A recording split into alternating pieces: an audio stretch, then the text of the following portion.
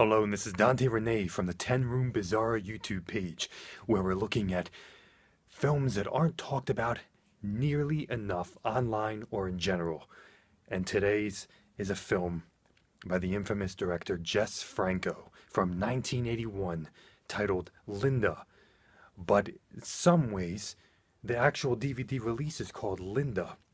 But on IMDb, it's called The Story of Linda. This is from 1981, and it stars, you'll see a guy who is a regular in a lot of his films, and kind of the lead blonde, who was also known as a Playboy Playmate. She was in Devil Hunter, and she was also in Sadomania, which was shortly around this time in the early 80s with Jess Franco's films. Linda. Now, this is one of the films where Jess Franco's name is actually not in the credits. He was using a pseudonym, which he was prone to do for various films, but then for like Sadomania, his name was in it.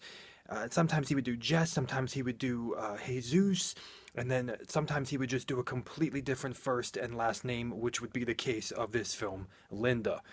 Now, this film, the tagline on the front of this DVD release was, "She was caged, trapped, treated like an animal, forced to perform repugnant, disgusting, violating acts of sex and perversion." Now, folks, here is the front of the DVD right here, like this, and there's no nudity there, so it's covered by the title, and it's put out by Substance DVD Company. Never heard of them before. In 2007, this DVD was put out. You can find it on Amazon for a budget price of about $9.99. The transfer on this is not, it could be like a really good VHS quality kind of, but it does come with an automated slideshow and a trailer, and it's, as far as I know, the only way to get this film, and it's put out by Substance, once again, which I've never heard of before, but it's an official release. It's not a bootleg, and it came out in 2007. Wow, what can I say about this film? Well, let's start with the score. I actually was familiar with the score before I even saw the film, because it was done by the composer Gerard Hines, who, there is actually a CD that you can get on Amazon, an official release put out by an import company of a variety of Jess Franco's soundtracks on one CD, including the film's Bloody Moon, but also including the film Linda.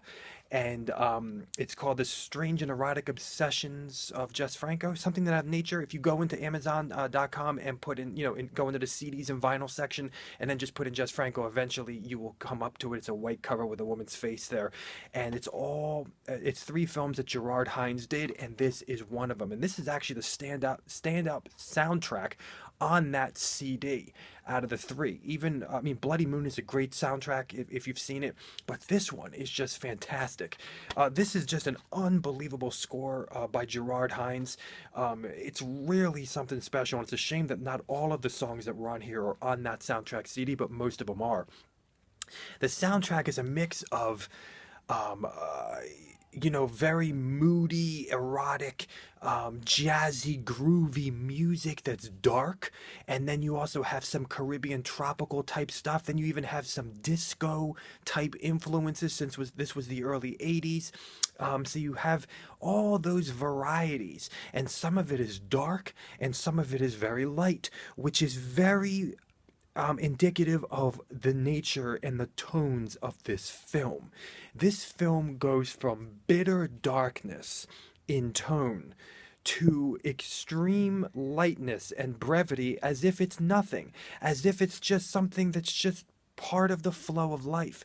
And if you know Jess Franco's films, you know that this is something that happens routinely in his films. It's very rare where one of his films stays in a consistent vibe.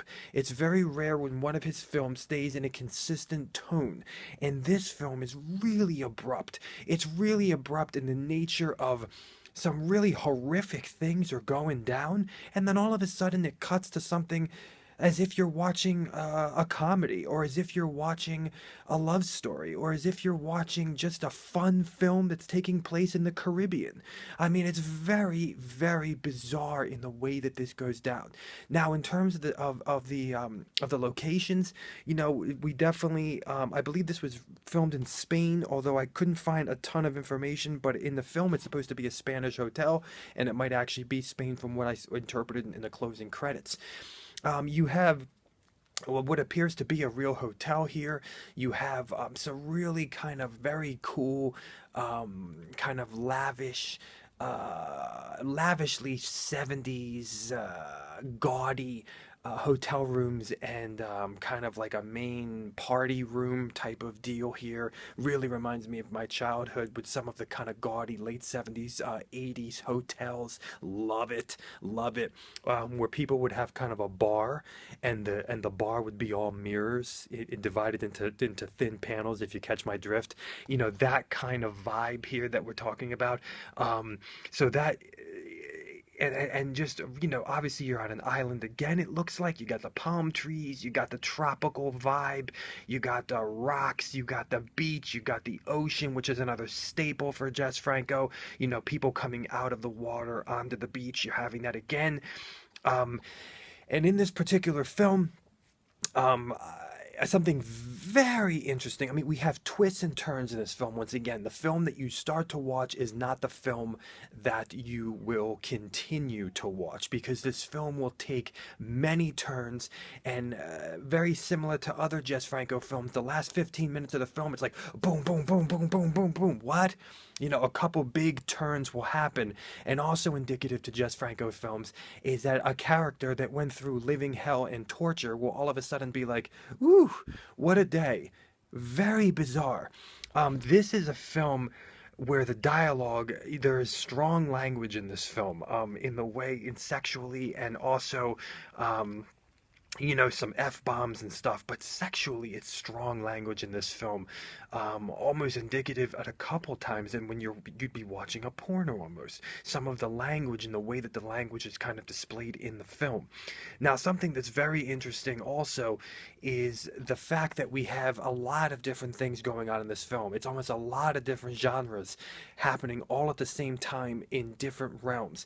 Now, the most interesting thing is that, you know, one of the most interesting things, there's a lot of interesting things about this film, folks, and this is a very underrated, not talked about Jess Franco film. Let me tell you that right now. Do not get this confused with The Hot Nights of Linda, which was recently put out by Severance Films, that has Lena Remey on the cover with a banana. This is not that film, okay? This is just called Linda, or The Story of Linda. And the woman on the front here, this is the Playboy Playmate who was in Sadomania and also The Devil Hunter. She is not Linda. She is not Linda. And inconceivably, the title of that is about her sister. It's her sister's name, but her sister plays a very weird side role in the film that's seemingly much smaller than her. It's very weird that the film would be called Linda when this girl is kind of takes a big precedent. My gosh, my mind is just like kind of scrabbled and blown right now. I don't know like where to go with this. But there's love triangles. There's broken love. There's cheating. There's free love. There's oh gosh, there's like white slavery. There's a sex trade. There's torture. There's corruption of Catholicism in a way, which is a theme, but it happens very subtly in here and very nonchalantly. There is control, and there are so many different themes going on in this film. Those are some. I will say that there's brothels in this film. There's underground type things happening, but there's also revenge happening. And for the first time since Vampiros Lesbos, scorpions, real life scorpions in this film that occupy a place and almost a theme in the movie. And I believe there's also real scorpion death in this film as well. But Jess Franco used kind of just random imagery of scorpions and vampiros Lesbos in the 70s with Soledad Miranda. And it's very bizarre how the scorpions come back and you're first seen in these exquisite kind of glass jar, weird architectural table pieces or something. To go to the music also, once again, there's a song in here that actually has lyrics, which the rest of does not. And it's such a killer montage. Um, there's such a killer montage. There's also, I gotta say that Jess Franco's filming style in this film is much more subtle than in his other films, but not nonetheless exquisite. He has a lot to work with in terms of the brothel scenes because the brothel inexplicably at times reminds you of Las Vegas shows, and there's fog, and there's glass cases and cages and huge hammocks and orgies and dancing. Not really.